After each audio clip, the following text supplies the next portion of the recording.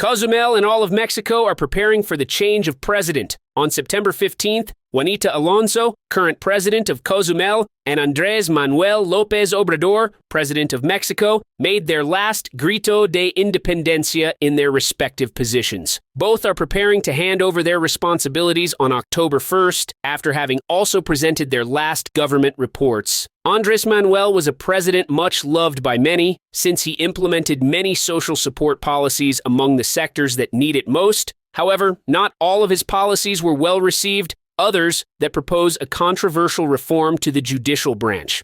In this reform, judges, magistrates, and ministers will be elected by popular vote and not with public competitions, as is currently done with the support of Congress to choose the best profiles. Several of President Andrés Manuel's projects are still incomplete, such as the Mayan train, the refinery Tres Bocas, and the transoceanic train. In addition, Mexico contracted the largest external debt in its history. The public debt for 2024 will be 19.4% of budgetary income, when at the beginning of this government, it was barely 9.5%.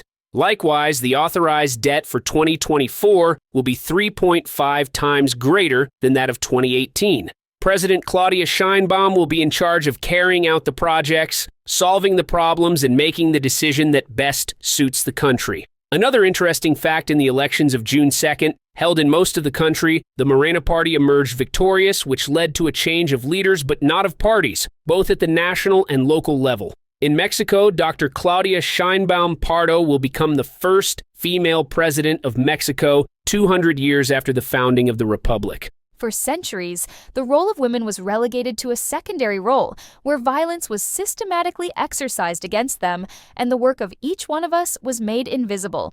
Starting October 1st, 2024, girls, young women, and women will have a new reference. A woman of the left, a scientist committed to social justice, and a president who will build the second floor of the fourth transformation.